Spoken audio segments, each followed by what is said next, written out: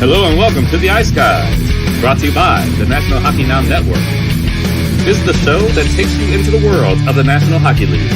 Every game, every day, from a betting perspective. With pro sports handicappers, Ian Cameron, Alex B. Smith, and various guests from the world of hockey and sports betting. And now, here's your host, Ian Cameron. Welcome to the Ice Guys, presented by National Hockey Now. Saturday, October 29th, Ian Cameron, Alex B. Smith back with you and ready to break down the Saturday NHL card. It was not a pretty betting day for me yesterday. I'll say that right now. It was probably my worst day of the season. So the fact that we've got a huge Saturday card to try to bounce back with definitely excites me, and I am excited to see what we can do here with this big, massive card. Let's start with the first game, which is going to drop the puck in about an hour, 2 p.m. Eastern. New York Rangers, Dallas Stars. We've got even money here, minus 110 both sides, 5.5 the total. In this game, the Dallas Stars playing some very good hockey to open up the year.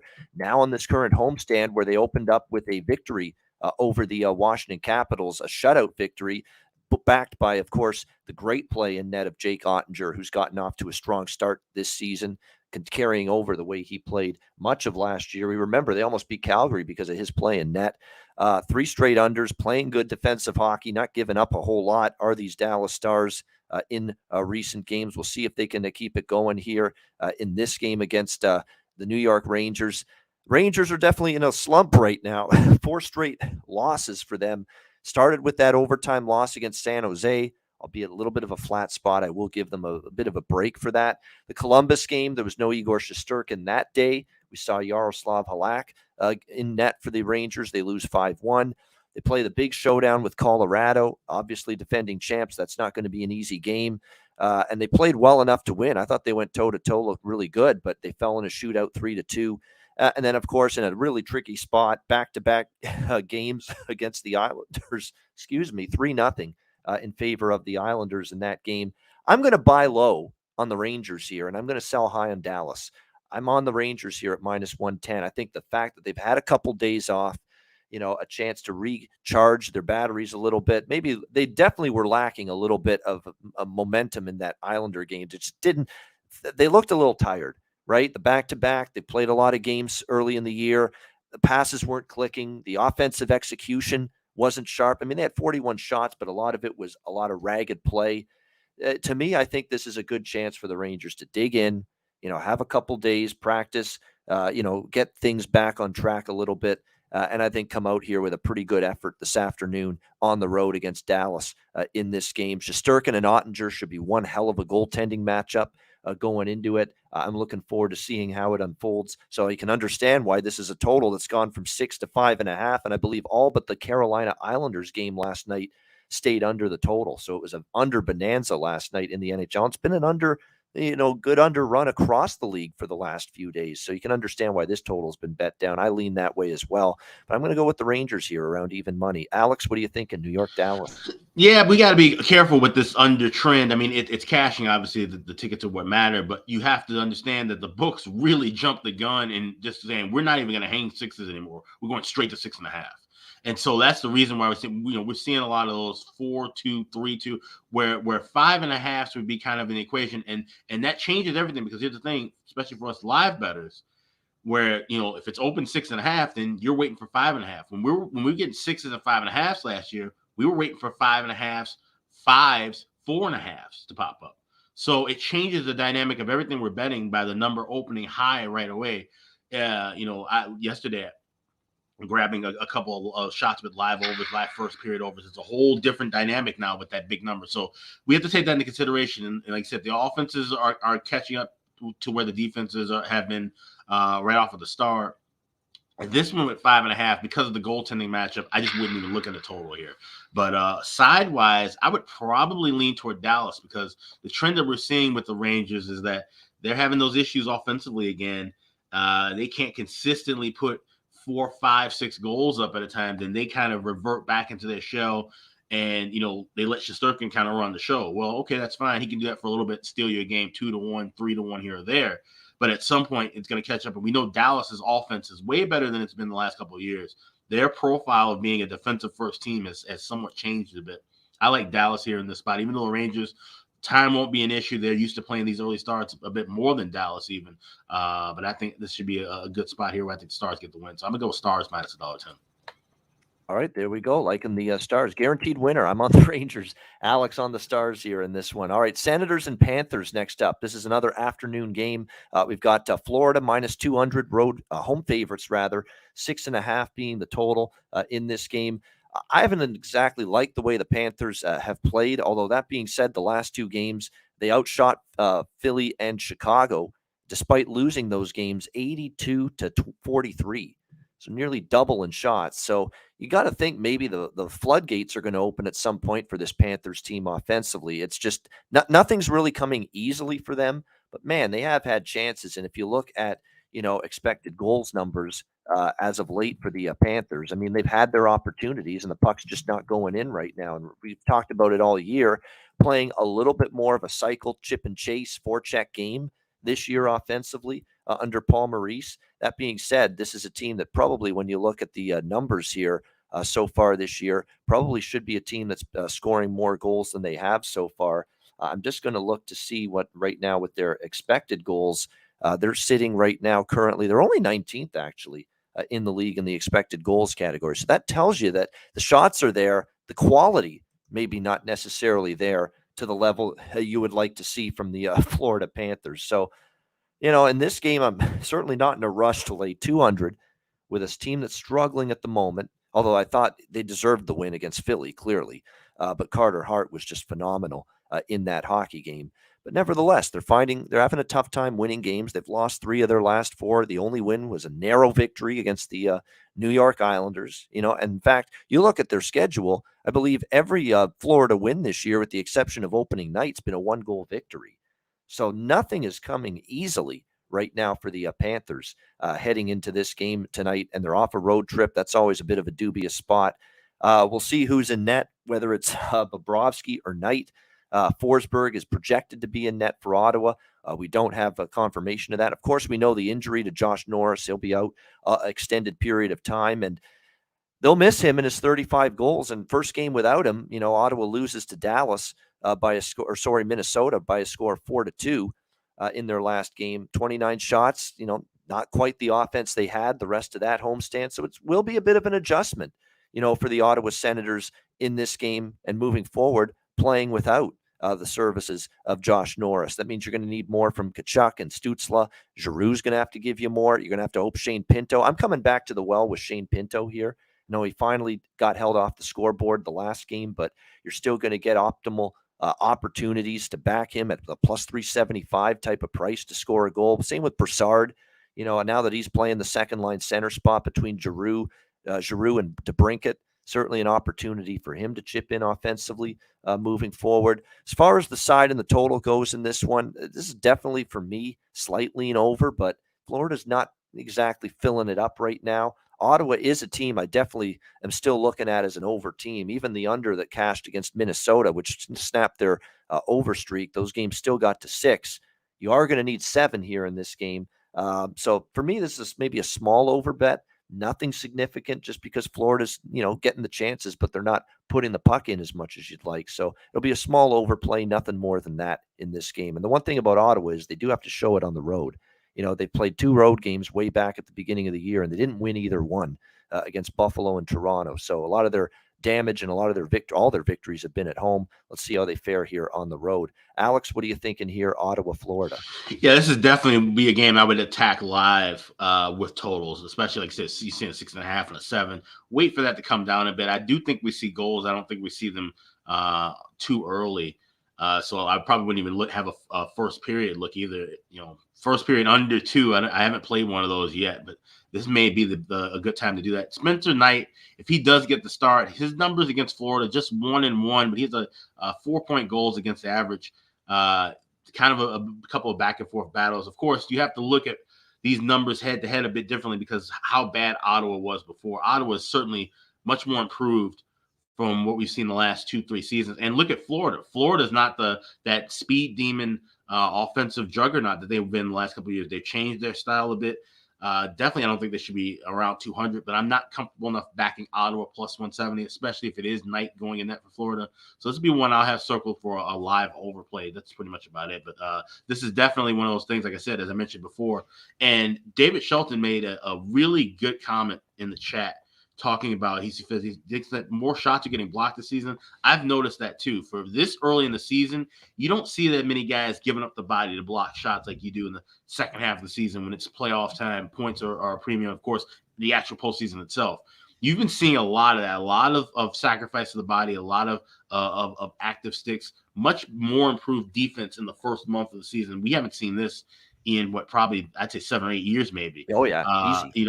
Where we're seeing just defense playing this well. This defense is in full midseason form right now for most teams. So that is something to keep in mind too when looking at these totals. We're not seeing the same old rhythm and pattern of just high scoring offense and then the defense settles in. Defense is becoming more of the forefront because teams realize everybody's got offensive talent nowadays. It's how well you play in the back end that helps you win games. Absolutely. And again, we've seen, I'm going to see if I can find it here, the overall numbers here. I know I've got those available somewhere here. Let me just take a look. I'm always, right now, so far for the year, not as much as a discrepancy as I thought. It's been lately we've seen more unders, but still overall for the year, 61 unders, 56 overs. Yeah. So that's 52% to the under in the NHL so far this year. And to see that this early is quite staggering. That's something you see around December, January, where things kind of crater out or even level out from the high numbers of October to November. Yeah, exactly. We're used to seeing the floodgates opening in the first month of the year offensively, and the defenses being a step behind. Hasn't been that way anywhere close to as much so far the first month of this season. Tampa Bay, San Jose. We've got the Lightning minus 200 road favorites, 6 the total. This is the final of the afternoon games, the third and final matinee, 4:30 p.m. Eastern time, start time here. The lean here for me is Tampa in regulation. It's the only way I would look, but I'm not in a rush to take Tampa, honestly. I don't want San Jose. Let me preface that. There's no way I'm on the Sharks. Sharks have not won 2 games in a row yet. And I'm still in the back of my mind thinking, was that San Jose playing well or just Toronto doing the Toronto type of things where they lose to a bad team? They already did it once to Arizona earlier this year, and they did it again the other night against the San Jose Sharks. So I don't want to give the Sharks too much credit for that win. I will give Erik Karlsson credit. That might have been one of the best games I've seen him play in a very long time. A terrific overtime goal. Beautiful move to beat Erik Källgren in that victory over the Toronto Maple Leafs. But San Jose has not been able to win 2 in a row. Bad teams, the worst teams in the NHL, and San Jose is among them, in my opinion. I don't trust them to win 2 games in a row. Probably will be Andrei Vasilevsky in net. It is James Reimer confirmed in net for the San Jose Sharks here in this game.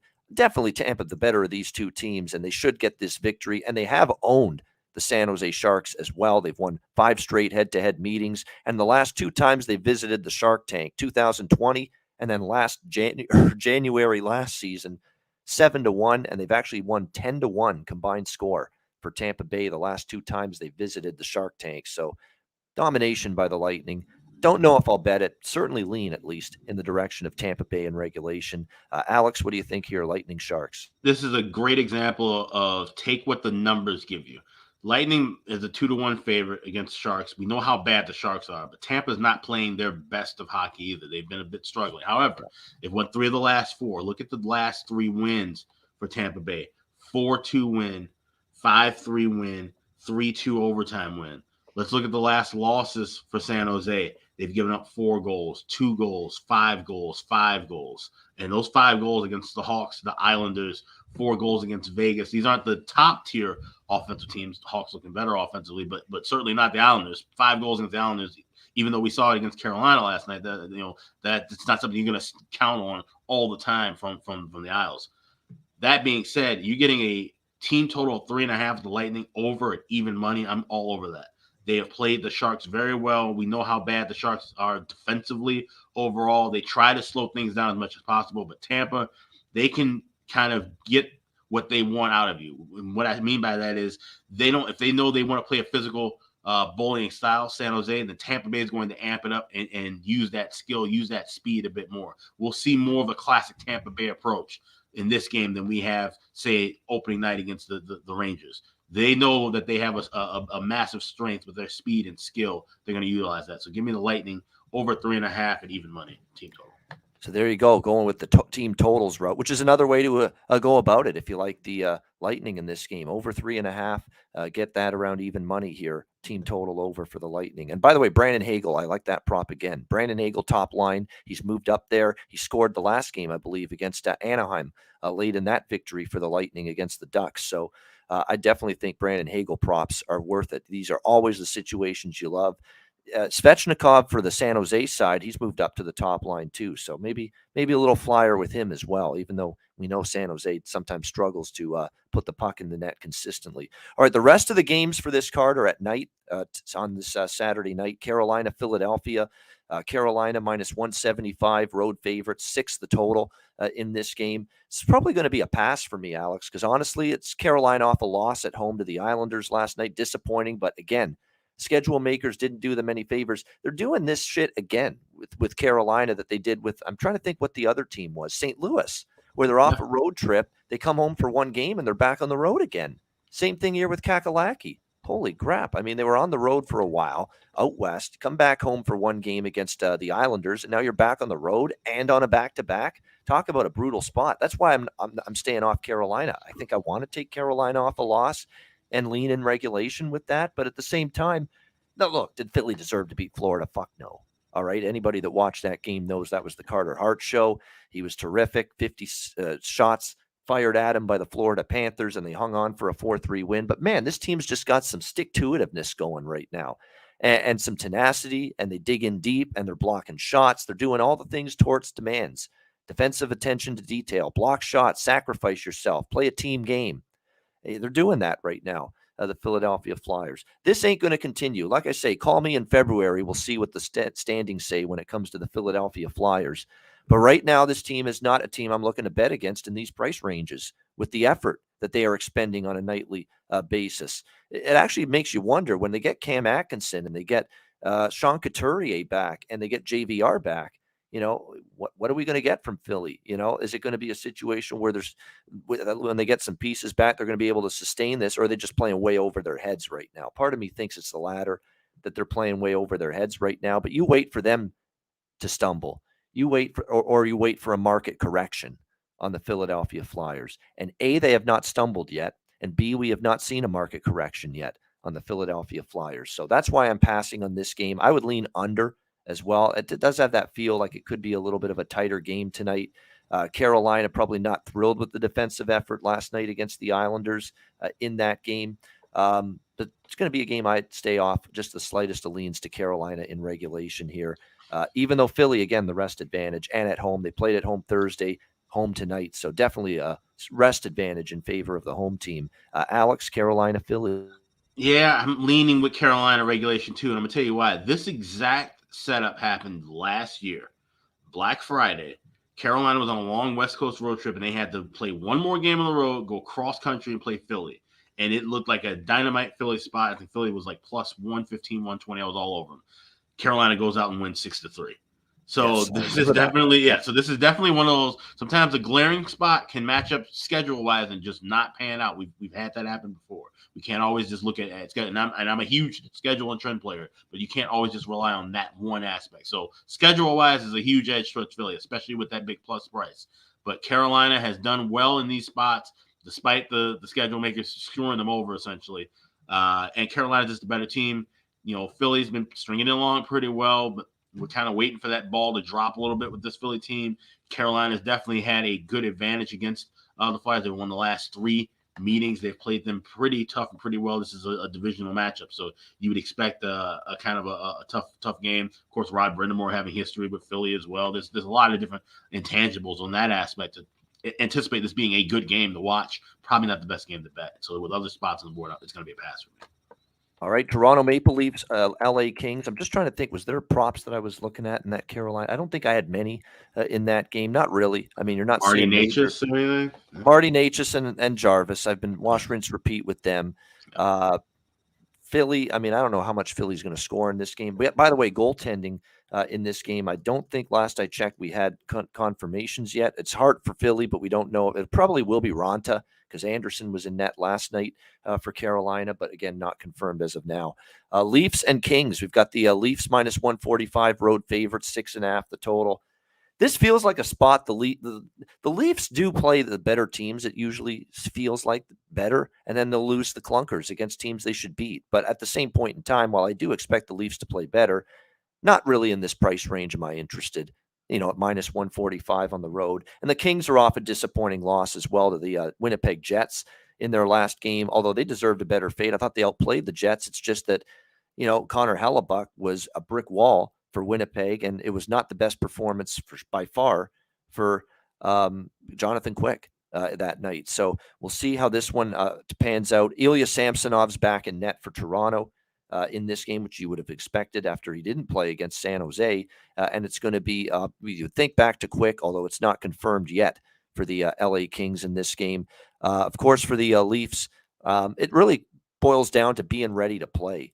And, I feel like I'm going to be a day late dollar short because I thought they'd be ready to play against San Jose after a bad game against Vegas, that we would see Toronto be ready. And what happened? The first fucking shift of the game, they give up a goal to San Jose. First 30 seconds, and San Jose's up 1-0. So much for that thought. You would think, again, they're drilling it into the heads of these players, or Sheldon Keefe should be, that have a better start. Be ready to play when the puck drops in the first period. So, for first period, Toronto conceptually makes sense, but it also conceptually made sense the other night, and they still had a rough start against San Jose and gave up the opening goal in the first period. And LA is a better team than San Jose, so it's going to be even tougher now tonight for the Leafs. So this is more of a prop game for me. Nick Robertson's of interest. He's had chances. He's cooled off since that great debut against Dallas, but he's someone I would look at. I mean, I'm never going to be one that bets Austin Matthews to score because it's always priced like it. But after getting a goal to get off the schneid against San Jose, he could go on a run. He usually scores his goals in bunches. And for LA, who I'm betting again? Gabe Vilardi, folks. Again, he scored the other night for the LA Kings against Winnipeg, even though they fell short in that game. It's been an incredible run. Arthur Kaliev is one of those players to watch out for, too, as he scores a lot of his goals at home. He kind of goes quiet on the road, but at home is when you see him. 4 home games this year, he scored both of his goals on home ice. So Kaliev at a big number might be worth a look. And as I said with Gabe Vilardi, this is now a guy that has scored 5 goals in the last 7 games for the LA Kings. He's absolutely worth a goal scorer prop look in this game tonight. Alex, what do you think? Toronto, LA? Yeah, I don't have a good enough read on this one, to be honest. Like I said, I don't want to fade Samsonov right now, honestly. And he's a guy that, like I said, I thought his move to the Maple Leafs was a great one. I thought he was going to be the guy, even though I'm sure obviously when they brought him in, Matt Murray, and they probably told him, we need both of you guys to be ready to roll. But Murray, we knew he was going to be shaky, the injury concerns. I thought Samsonov was really the guy they brought in to be the number one, take the reins, and we've seen that thus far. The Kings, it's a team I like to watch. They are always solid as home dogs, but I do remember this spot last year. Once again, Leafs absolutely drilled the Kings in what was a kind of a big game for LA at that point too. This was kind of around that November Thanksgiving mark where, we kind of talk about teams falling in and out of the playoff race. LA, of course, did become a playoff team eventually, but it just, didn't look like it wasn't the best outing, especially for a lot of people who hadn't watched LA laying an egg on national TV like that. So that being said, I could see this kind of going a couple of different ways. I don't want anything to do with the side. Total wise, if you like over, I'd say wait and grab something better live. If you like under, probably strike now with the 6.5 at a cheaper price. Yeah, absolutely. That's not bad advice there. Gabe Vilardi, by the way, is now also on the top line. So obviously Todd McClellan sees how well the guy is playing, and by default, he has to give him a bump up the lineup. And they've bumped the goal scorer prop a little bit on him. We've seen a lot of 300s, 300, 350 with him to score a goal. The best price out there right now for him is plus 280. Still a good price, a really good price still for a guy that's going to be playing on the top line, but definitely a situation where it's still, I think, a great bet at plus 280. Top line, the guy has scored 5 goals in the last 7 games. That is not Winnipeg, Arizona. That is yesterday. We will change that. By the way, we should touch on that briefly. And we're not going to do a full recap of Friday, but All I heard was there's going to be this great crowd noise in that building. I didn't hear it on television in not. Mullet Arena, and they looked at ridiculous. Everybody wearing those mullet things they gave out to put on their heads. It didn't look like professional sports in that building. I just got to admit, that's what it looked like to me. It didn't look like a professional sports league, like a big time professional sports league. If anything, it was a great sell for Arizona State's team. I know I'd love to go to a game there to watch college hockey for sure. And I actually I was kind of critical for thinking about the camera angles weren't going to be that great.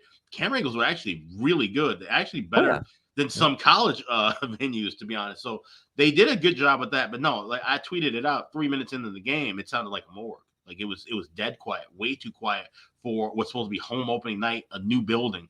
Of course, Christian Fisher scored a couple of goals, gets the crowd going, but it was not as noisy as it should have been. You take any of the other 31 teams in the league, you put them in a building, 5,000 people, it's going to be deafening. It'll be to the point where the TV cameras will have to turn their mics down around the rink. So that's something that, I thought maybe they would be able to try to use this to their home ice advantage. Not so much. So we'll see what happens. It's the first game, of course, and it'll be interesting to see when other teams that used to fill up Gila River Arena come into town, how they take up those spots and affect that noise and that crowd atmosphere in Mullet Arena. Like I said, I've given them a 0 in my home ice rankings. I was expecting to possibly boost that. May not be the case now. Yeah, interesting to see. Again, that was I agree. The camera angles were good. I just thought the presentation, putting the mullets on the fans' heads, and obviously the dressing rooms, which they're apparently going to say are going to be more NHL ready by December.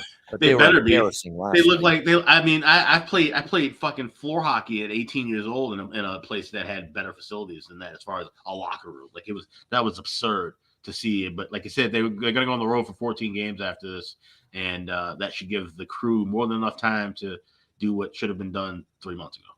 Yeah, exactly. I remember Dave Poulin was on TSN That's Hockey last night talking about how it reminded him of when he played for the Lightning briefly at the end of his career, and they were playing in the Tampa Fairgrounds, and there's friggin' Ferris wheels, and basically they're trying to get their sticks ready and all this stuff, and it's on fairgrounds, and there's Ferris wheels, and there's amusement park rides and all this bullshit that they have to go through to get to the rink. So that's pretty bad too, what they had to deal with there in Tampa. But yeah, you can put the Arizona experience last night on par with that. Montreal, St. Louis. You've got St. Louis minus 240, home favorites in this one, 6 the total in this game. Blues, of course, who are hopefully now going to be able to stay at home for at least a little bit. Yes, they're going to have a 3-game homestand starting tonight against Montreal after going on the road against Seattle, Edmonton, Winnipeg. They come home for 1 game, back on the road against Nashville on a back-to-back. They lose 6-2. In fact, they've lost 3 in a row. So I like this as a circle the wagons type of spot for St. Louis. Montreal, look, Montreal's been feisty. They're 4-4. It's a hardworking young team. But the fact remains they're still only 1-2 on the road. A lot of their success has been at home. And the reason they beat Buffalo, I think, for the first road win was just, we talked about it on Thursday, right? Just a brutal spot for the Sabres. It was less than 48 hours after returning home from Seattle. And here they are having to play their first game after that Western road trip, less than 48 hours later. They didn't have that extra gear. Montreal took advantage, and they got the victory. I think you get St. Louis, obviously not happy with the way they played. They've been outscored 13-3 during these last 3 games. Great quote from Torrey Krug. We have a veteran group in this locker room, and we've got to find a way to overcome this, and it falls on the leadership group to pull ourselves out of it. So we have to do a better job. Of course, Thomas Greiss was in net for that Nashville game, so take that with a grain of salt. We know he struggled last year, and it looks like his struggles are going to continue this season as well. You are going to see Jordan Binnington back here for St. Louis. Jake Allen, the former St. Louis Blue, of course, is going to be in net here for Montreal, so I'm sure he's going to want to have a pretty good game for them, but I really don't know if it's going to be enough here. I have a small bet on the Blues team total in this game, over 3.5. That's what I'm going to target in this game. I don't love the money line price, the puck line price, or the regulation line price enough to get involved with that. So I'm going to gear more toward the team total, over 3.5, minus 132 for St. Louis. Alex, what do you think here, Canadians Blue? I'm leaning toward the full game over here with this, and it's interesting. Jake Allen has only played against St. Louis once before, gave up 4 goals on 37 shots in that one time. So it's kind of interesting. if there's going to be kind of that revenge angle, I don't really think so. I think the time has kind of passed a little bit on that, so that I'm not looking toward that necessarily. But like you said, I think St. Louis is going to bring a better effort, and I could see this kind of being a bit more of a back and forth game. So it's just a slightly getting a 6, which, like I said, now it's kind of a cheaper number. Everything's 6.5 these days, so leaning towards 6, going over, maybe even take a shot live. This is definitely one where if we can get down to 5.5 and even a plus price, I would definitely look to fire on that. All right, so definitely looking at something maybe in game here when it comes to Montreal and St. Louis. All right, next up we've got the Chicago Blackhawks and the Buffalo Sabres. Hey, before the season, you think Chicago Buffalo? Hey, not a game I'm all that excited about, but with the way Chicago's performed better than we thought, and Buffalo obviously a nice start to the year, -180 home favorites for Buffalo, 6.5. The thing is, though, with Buffalo, they showed against Montreal. Are we ready to lay this price with them? Probably not, but that was a brutal spot. I expect them to be a little bit more energized here, after getting that bad spot out of the way, that first home game after that long road trip and only a day off between the end of the road trip and that game against Montreal. They'll be sharper. They'll be better. I think they'll skate better here in this one, win a lot more puck battles. When you don't have your energy and you don't have your stamina, you're going to lose puck battles. That's just the way it is. I think there'll be a lot more in tune and be able to just do a better job, winning foot races for loose pucks, something that they had trouble doing against Montreal when you're a little bit fatigued. So I think they'll be better here in this one, but I'm still not ready to lay $1.80 with Buffalo, especially when you consider just how hard Chicago plays night in and night out. It's been, 4-3 start to the year. You got to give Luke Richardson a lot of credit because you look at this team. They lost opening night to Colorado on banner night for the Avs, 5-2. They had a tough loss against Vegas, 1-0, but on the road to lose on the back-to-back to Vegas, 1-0 is pretty respectable. They won 4 in a row after that: San Jose, Detroit, Seattle, Florida. Edmonton, they got in a back-and-forth track meet and only lost 6-5. It was a really good effort there. So this is not a price I'm looking to lay with Buffalo. I do think they win. They'll probably bounce back and win, and I hope so because you worry about things kind of going the other way a bit for the Sabres. I understand why they lost to Seattle. End of a long, successful road trip. Totally get it. I get why they lost to Montreal. First home game less than 48 hours later after the end of that long road trip. Totally get it. Brutal spot. Now, if they lose this one now, the excuses run out a little bit for Buffalo. This should be a bounce back for them. I still think they're the better squad, but I'm not going to lay $1.80. I am going to look at the over, though, here in this game, 6.5. Buffalo, I think, will find the back of the net. We've got Arvid Soderblom, by the way, confirmed in net for the Blackhawks. And with Peter Mrazek obviously injured, they want to give Stalock a bit of a break, a little breath, a little breather here, and that's why Arvid Soderblom's in.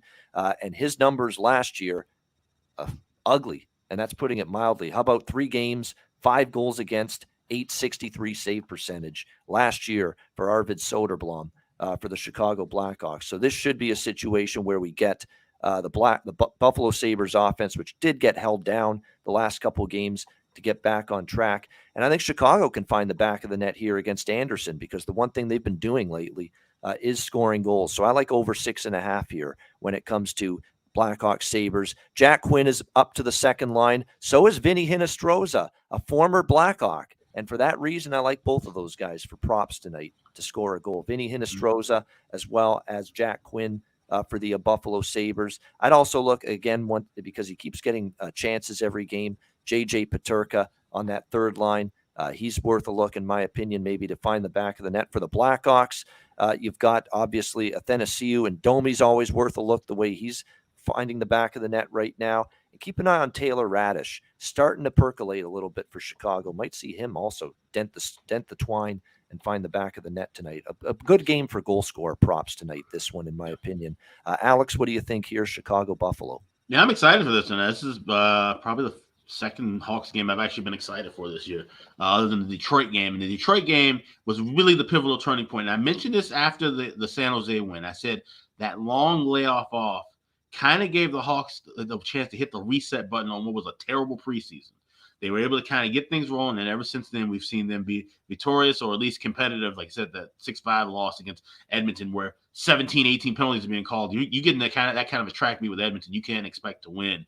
Just the fact that they kept it within 1 goal was impressive enough in my eyes. And like I said, tomorrow they have the Wild at home on deck. So you knew that Soderblom would get the start tonight because Stalock's going to go against his old hometown team. Speaking of hometown guys, you mentioned Vinny Hinostroza, Buffalo guy, playing against his old hometown team in Chicago and former team in Chicago.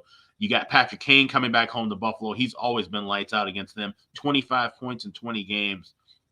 And you got Craig Anderson going in, that former Hawk from way, way back when. Of course, we've been kind of looking for spots to fade him in certain ways. Arvid Soderblom, who I called Soderbum for most of last year. Let's see if he can shed that nickname. I don't know if that's going to be the case. He just looks pretty bad. His numbers in Rockford weren't much good either. So with that being said, I'm on first period over 2 plus 115. I like over 6.5. That's just a lean. That's not going to be official. The first period over is official. But I also like Patrick Kane over 1.5 points. I like Max Domi to anytime goal scorer. And I'm going to tell you on that Vinny Hinostroza to get a goal for Buffalo as well. I think this is going to be a back and forth game. And I like to see a good competitive game, but I wouldn't be too mad if Buffalo wins this game because then we might get a better price tomorrow when the Hawks are back at home against Minnesota, also on a back-to-back with Stalock in that. I think that might be the better spot to look for the Hawks. Even though plus 160 is a good price, Soderblom being in net, that's more of the reason why we're seeing that price. Yeah, absolutely. Not a lot of respect in the betting markets for Arvid Soderblom. And if you look at his stats last year, it's probably for good reason. Minnesota and Detroit, Minnesota minus 155 road favorites, 6.5 being the total in this game. Wild seem to be picking it up after a rough start. We know defensively, a lot of issues early in the season for the Wild, but a little bit better play defensively from in front of their goaltender, Marc-Andre Fleury, back-to-back victories against Montreal and Ottawa, 3 goals allowed in those 2 games combined. So better performances from Minnesota as they try to get on a little bit of a roll here, facing a Detroit team that's now lost 2 in a row, 6-2 and 5-1. Detroit losing to New Jersey and Boston in their last 2 games, now 1-4. The Red Wings in their last 5 games. They have certainly struggled. We look more like ourselves, Ryan Hartman said. We've got to continue that. That's how we need to play in order to win games. Marc-Andre Fleury has been better and better as well. Dean Evison saying things are getting better. We're sticking to the team game now. We need to keep things going in that direction. So happy times again for the Minnesota Wild as they try to get things rolling a little bit moving forward and get on a bit of a run. I'm off this game. You know, Detroit is a team I'm looking to back in spots, but Minnesota seems to be picking up some steam, picking up some momentum here going into this game. And to say they've owned Detroit would be an understatement. They have won 5 in a row head-to-head against the Detroit Red Wings dating back to February of 2019. So this is probably going to be a pass for me side-wise and totals-wise. Let's take a look at the goaltending situation here. Although I might change my mind and go with the over here. I'm still not sold on Gustafsson, right? For the Minnesota Wild. So Husso, by the way, in net for Detroit. I think it's eventually going to be more and more on Ville Husso, but because Nedeljkovic has had some rough starts. Although, that being said, Husso did get lit up a bit by Boston in that last start. But Gustafsson 0-2, 5.05 goals against average, .860 save percentage going into this game here tonight. So, and lost both games to LA and Colorado early in the season. Now, was that a product of him sucking? Was that a product of the defense in front of him being bad at the time, which it was? Because now Minnesota has played better defensive hockey the last few games. Will that in turn lead to better from Gustafsson in net tonight against Detroit? That's the big question. How much of those horrible 2 games for him was him? How much of it was the defense, which was bad early in the season for Minnesota? It's better now. So that's the one question, but it's still a game where I'd maybe look over 6.5 with. What do you think here, Alex? Wild Wings. Yeah, so one thing to take with Gustafsson's numbers is that LA game, he came in relief of Marc-Andre Fleury. Like I said, the defense was terrible. Fleury was terrible in that game. He let in some soft goals, and he just never really found his footing in the last 40 minutes. He kind of kept them within striking distance, of course, because that ended up being a close game. But I would take that game with a little bit of a grain of salt compared to his other start where he just was just bad. And he's got to lay some eggs here. He's still young. He started with the Detroit organization. I don't think that's going to mean too much, though. He kind of left there and then did most of his work in Ottawa moving up. So this is definitely a first period game. You could go over 2 at plus 120. I'm more than likely going to wait and grab something live. I think with Husso in that, we could see the pace slow a little bit to where we get some value and try to hit a 1.5 somewhere in the minus $1.20 range or even plus money. So that's what I'm going to be attacking for here. But I do like the first period overlook and the full game overlook. Same thing. You could try and get a better number, waiting for that to drop down over a little bit. Minnesota has played Detroit very well. This is a better Detroit team, mind you. So I think we can see goals traded back and forth. And like I said, it's funny. I mentioned you were talking about Leah Hextall yesterday. I was mentioning about the game where she was freaking out about the line brawl. It was Minnesota Detroit last March, with the Wild end up winning 6-5, and there was almost a line brawl, and the Delkovic skates down the other end of the ice, trying to challenge. I think that was Kakkonen, who was still with the team at the time, and so. I don't think we're going to see any kind of bad blood or anything like that, but it's just kind of funny we brought that up and this matchup happened today. So Wild Wings, I like the first period over. Try to grab a 1.5 at a better price in game and a slight lean to the full game over. We should see some goals back and forth. Yeah, I mean, for Minnesota, I'd look at Rossi and Boldy again for props, even though they fell short of that the other night for Minnesota. For Detroit, Veleno's on the second line still. The value's there at least. Whether he scores or not is another matter. Dominic Kubalik's been on a run. He's been scoring goals. I'd look at that. And if you want to really go in the bargain bin, Adam Ernie has had a bunch of chances, a bunch of shots, and he finally got one to go the other night against Boston. He got the only goal for Detroit against Boston. So Adam Ernie, keep an eye on that. I'm going to see what the price is on him. I'm sure it is a huge, huge number. Adam Ernie to score a goal. Yeah, I'm seeing plus 600 in some spots. So there you go. There's that deep dive bargain bin grab for me when it comes to a goal scorer prop tonight. Colorado Avalanche, New York Islanders next up. Avs minus 140, road favorites, 5.5 the total in this game. You've got Colorado obviously losing last night. How about the Colorado Avalanche getting shut out by the New Jersey Devils? Talk about something nobody really anticipated, but give the Devils a lot of credit. All of a sudden, Vitek Vanacek, that's 2 good games in a row for him. So it basically, that rant that I had last week, now he's injured anyway, Blackwood, but that rant still proves that what I said was true. You got to let Vitek Vanacek roll with the net if you're New Jersey right now. I know Blackwood I think will be available. He returned to the ice yesterday, but Lindy Ruff's doing the right thing right now. Vitek Vanacek is outplaying Mackenzie Blackwood right now. He should be the goalie, so give him credit. He played well against Colorado last night. Both teams played last night, so it's a back-to-back for both teams. There's no advantage here either way, and both had to travel. And when you think about it, the Islanders come from Carolina. Colorado comes from New Jersey, so it's actually easier travel for Colorado. They don't even have to get on a flight probably. Stay in the same bed, same hotel, just take a bus down to Long Island for this game. I like Colorado here. I'll lay the $140. I actually got a better price than this. I got in when it was around minus 135 or so. Up to minus 140 right now. I still like the Avs in this spot. Bounce back situation. They do miss, obviously, the likes of that big Val Nichushkin, who's day-to-day. We'll see if he's able to return. Right now, they only ruled him out for last night's game. So there is a chance that he might be able to come back in the lineup tonight. Martin Kaut is taking his spot.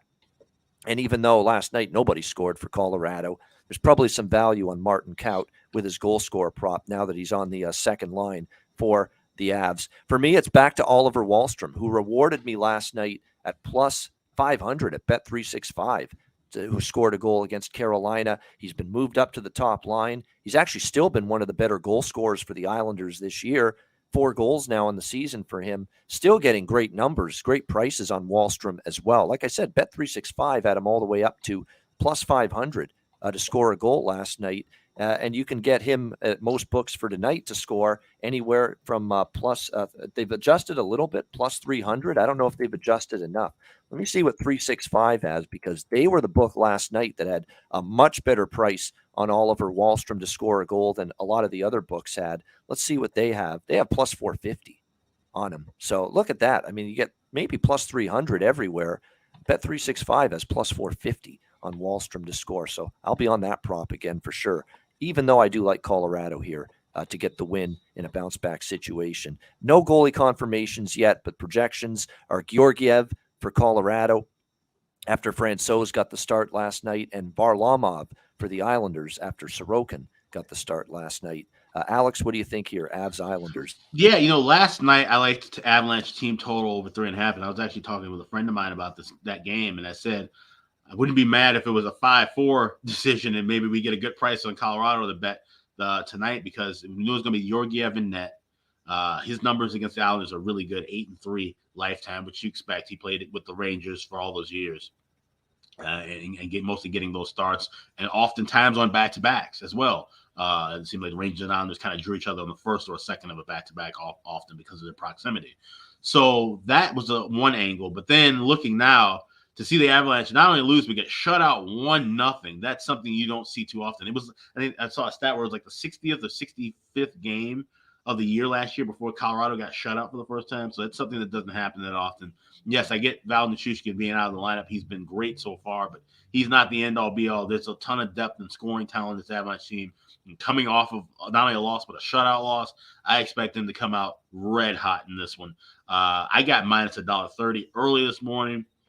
That's far from gone now. So I would even recommend, and honestly, I should have waited. If I had waited an hour, I probably would have taken this one personally. I would have just had Avalanche regulation plus $1.20. That's what I'm recommending here. If you couldn't get the $1.30, 140 is just high enough past my threshold in the spot. Even though we're talking about a great Avs team, Islanders team that I think has kind of found a couple of their blind squirrels finding a couple of nuts in these couple of wins they've had.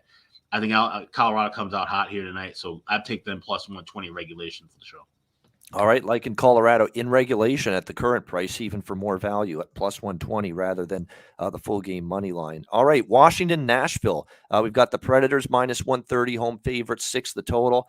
I like Nashville here, I do. Just a momentum play that Nashville gets that much-needed win. They were just looking for something good to happen after a really rough stretch of play, and they finally got that win, that breakout performance, 6-2 against St. Louis. Now, granted, he caught the Blues on the back-to-back with a struggling netminder in Thomas Greiss, but a win's a win. You got to start somewhere, and I think it gives them confidence. And it's not like they're playing a team that's a world beater right now. We've talked about the flaws and the problems of the Washington Capitals ad nauseum. They look slow. They don't look like they have the offensive continuity and just playmaking, and just, that offense is not the shoe-in to light up the scoreboard night in and night out like they once were. Still without, of course, a bunch of key forwards up front throughout the early part of the season. That's definitely been something they've had to try and overcome. The Capitals, they got shut out by Dallas 2-0 in their last game. Saros and Kemper, by the way, the confirmed goaltenders tonight for this game. I think a little bit of a pep in the step of Nashville. And look what that did to Vancouver, right? A struggling team that finally won against Seattle.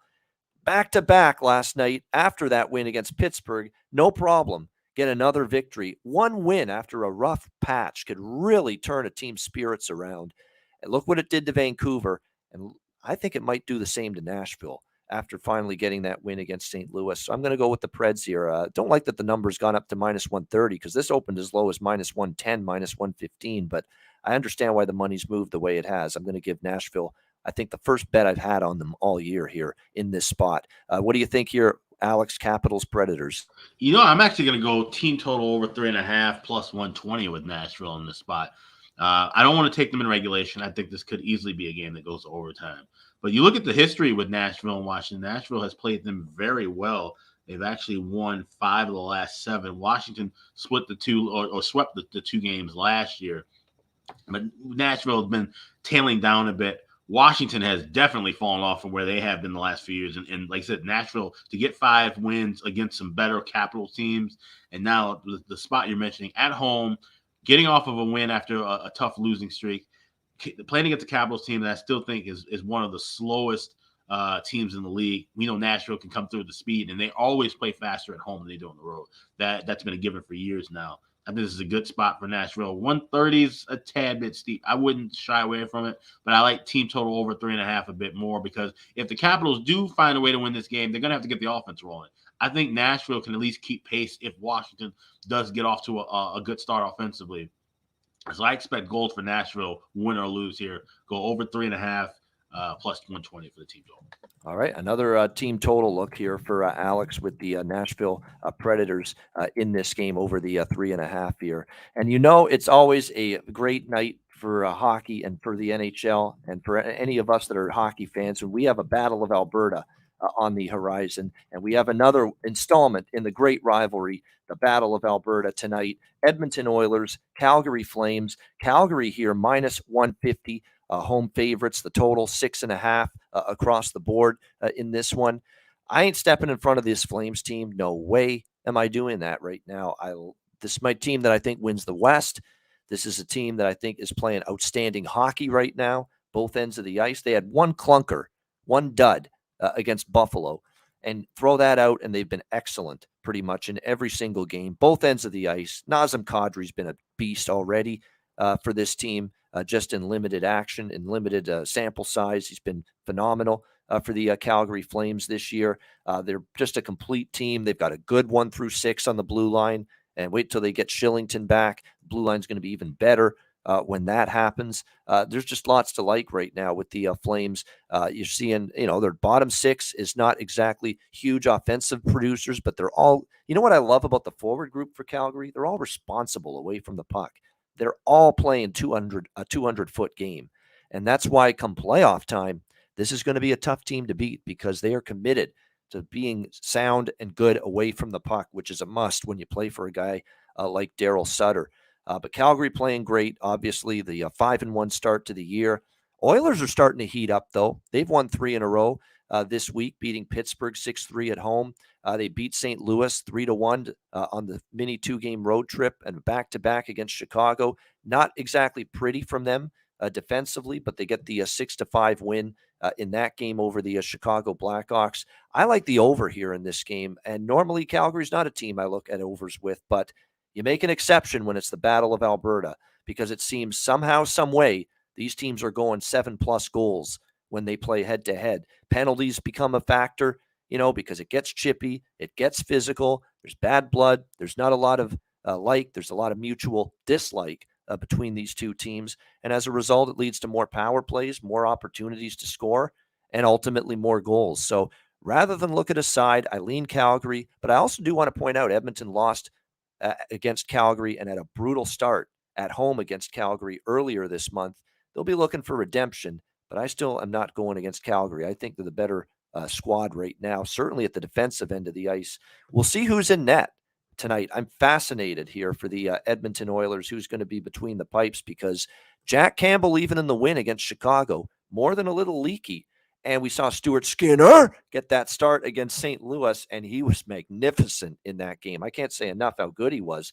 We've got ourselves, in my opinion, a goalie controversy here in Edmonton. Skinner is making a name for himself. He's been, I think, a little bit better than Campbell here in the early part of the season. So fascinating to see if Jay Woodcroft is going to give Stuart Skinner the net here tonight for this massive Battle of Alberta. And remember, he replaced Jack Campbell, who was pulled in the first meeting between the Ed is Skinner. It is confirmed. I'm seeing on Left Wing Lock now. RotoWire didn't have it updated. Left Wing Lock does. Stuart Skinner confirmed for the Edmonton Oilers. I'm not shocked. I am not shocked. This guy, every time he's gotten the net, he's been solid. So we'll see if he's able to be that way once again.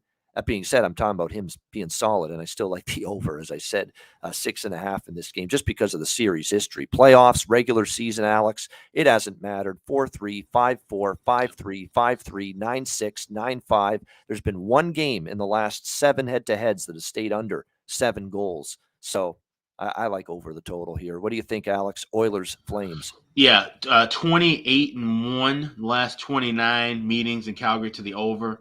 Within these two teams, like I said, it doesn't matter what time of year, the hatred there. These are two teams that they get it. These guys understand the rivalry, and they embrace it, and it shows. Like I said, even though the characteristics for Calgary is to play low and slow, they throw that out the window when they play Edmonton, and vice versa.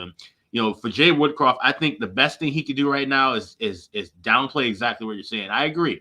I think there is a bit of a goalie controversy too, but he needs to nip that in the bud right away, because this is the first time where Edmonton's had 2 decent goalies worth a damn to keep them afloat. Even though Campbell's not playing that well, but Skinner's playing well. This is what you want in the regular season. You don't need the old school mantra of having one guy just carry you throughout the entire year. That's gone. You need 2 guys. So what he needs to do is embrace this and say, hey, we've got 2 goalies that can work right now, where we got one guy who can step up when the other one isn't playing as well.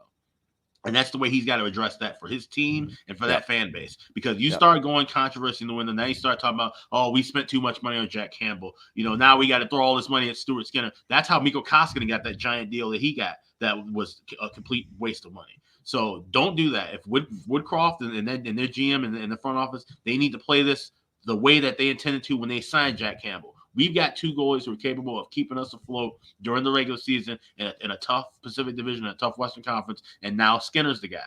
At some point, Skinner may not be the guy, and then Campbell comes back. You have to keep that confidence level still brimming for Campbell. Don't let him get down the dumps, and don't let Stuart Skinner get too high. He gets ego kind of gets full of himself. Next season, he starts giving up 5 or 6 goals left and right because I still think Campbell's the better goalie of the two, personally, as far as my rankings go.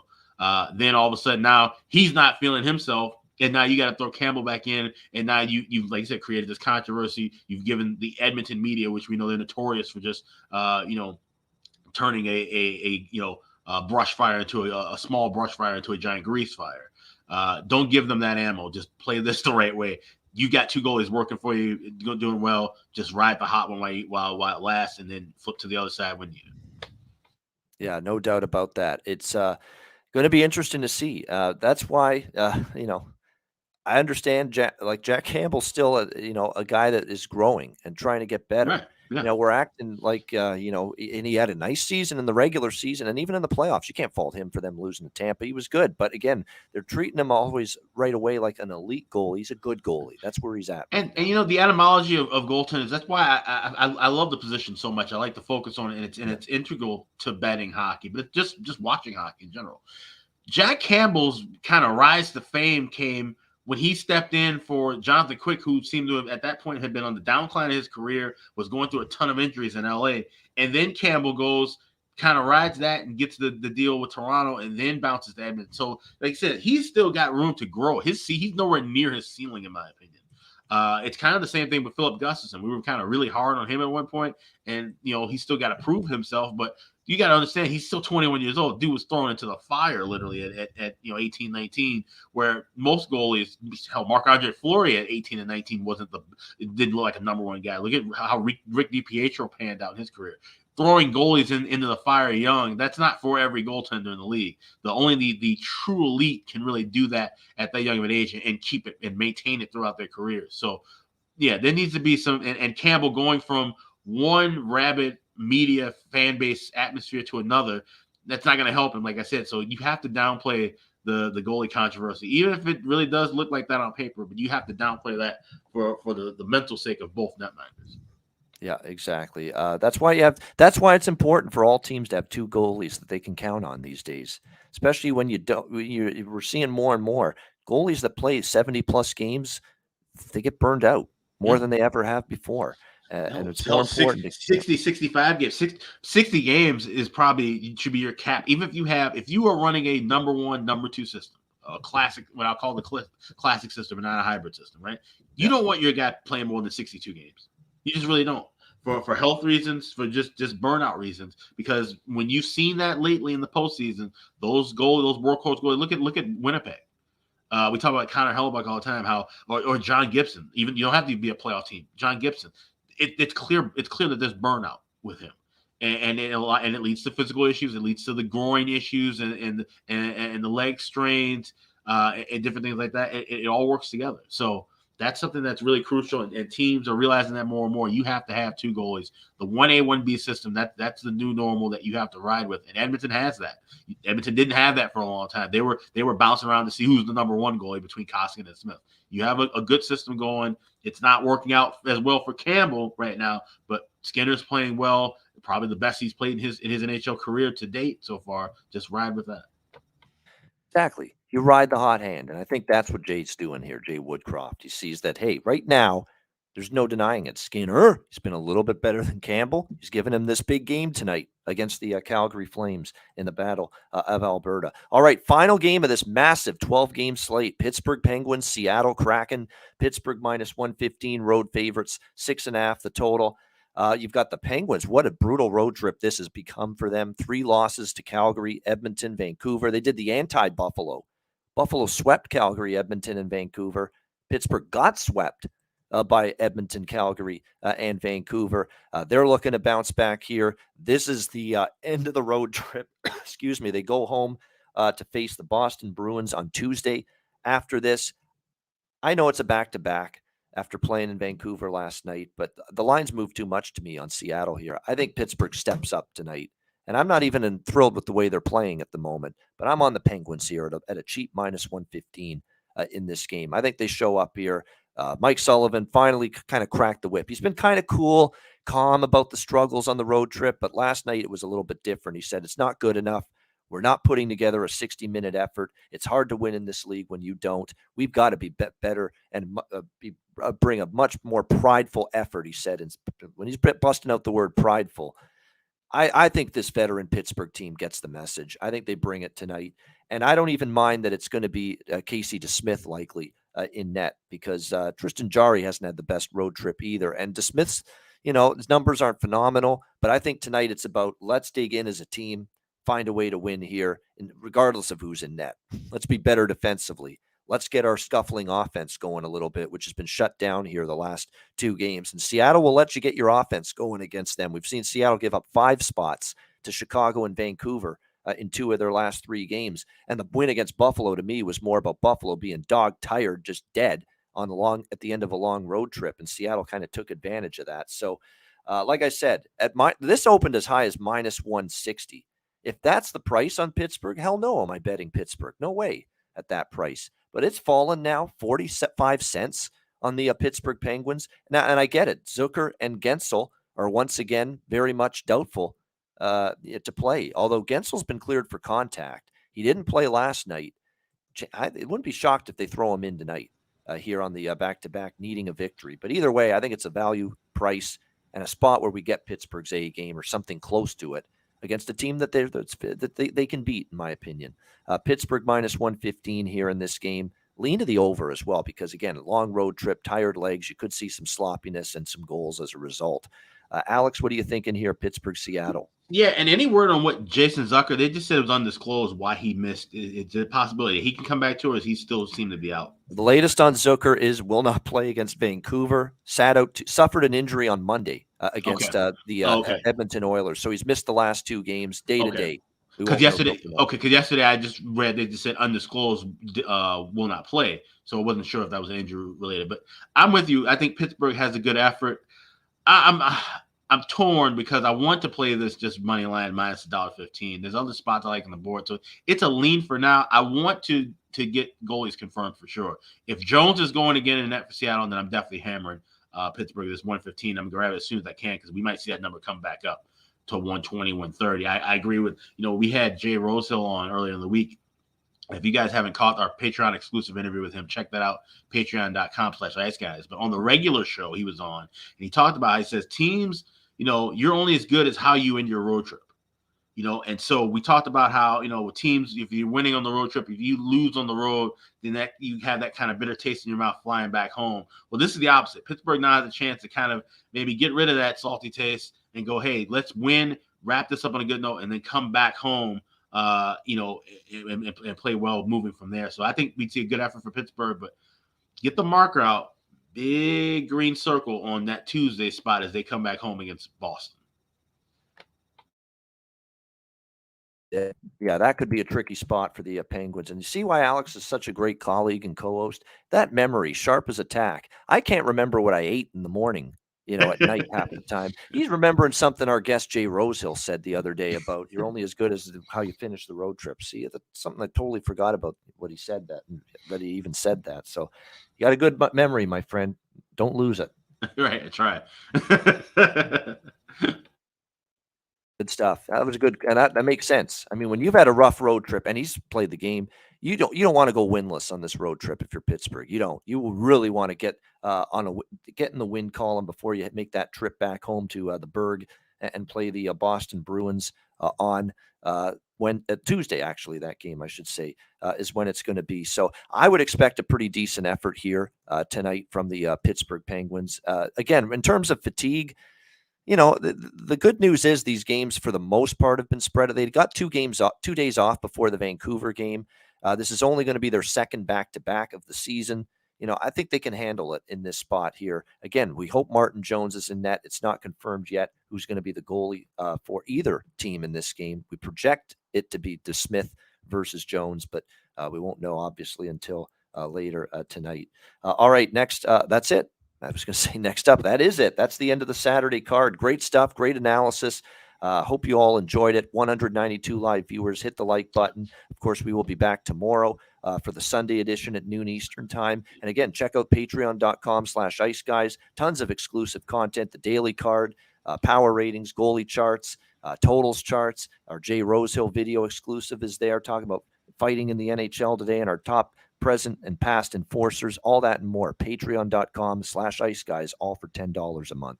Yeah, absolutely. And we'll have more content coming up soon. We're going to have more articles coming.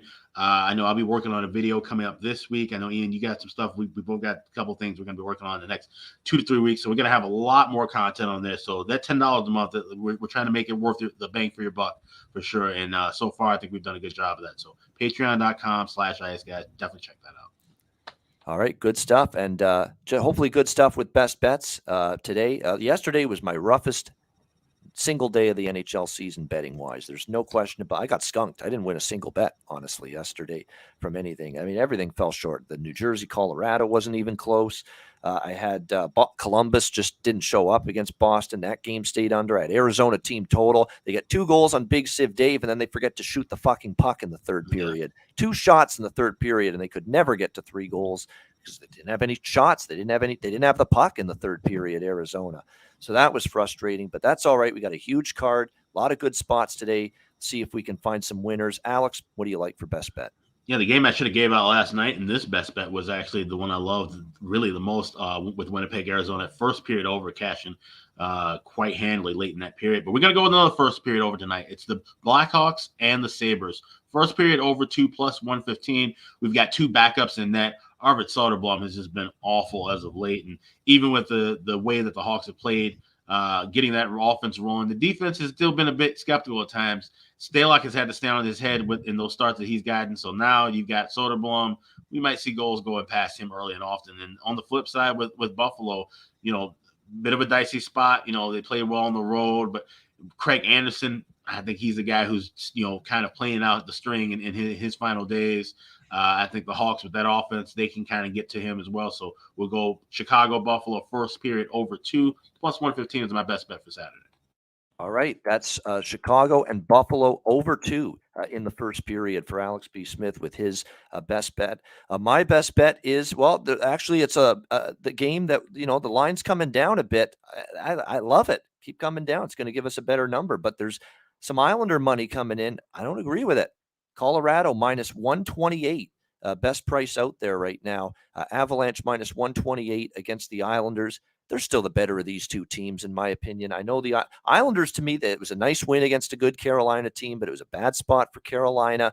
The Colorado Avalanche, I trust this team off a very, and I mean very, rare shutout loss. I mean, when are you going to see the Avalanche shutout? I know Nichushkin, Big Val, is a big loss. They miss him. He's had a great start, but I think the whole team picks it up offensively here tonight against the Islanders, and they get the job done. Colorado minus 128, my best bet for this Saturday NHL card. And that'll wrap up this edition of the Ice Guys. Thanks to everyone for joining us. A reminder, the Ice Guys is live 7 days a week, Monday to Friday, 2 p.m. Eastern, Saturday and Sunday, noon Eastern. If you can't watch the show live, download the Ice Guys podcast in audio form on all major podcast platforms, Google Podcasts, Apple Podcasts, Spotify, Stitcher, iHeartRadio, Amazon Music, and more. Download the Ice Guys podcast when you can't watch the show live. For Alex B. Smith, I'm Ian Cameron. Have a great Saturday night. Enjoy the games and good luck. We will talk to you again tomorrow on Sunday for another edition of the Ice Guys presented by National Hockey Now.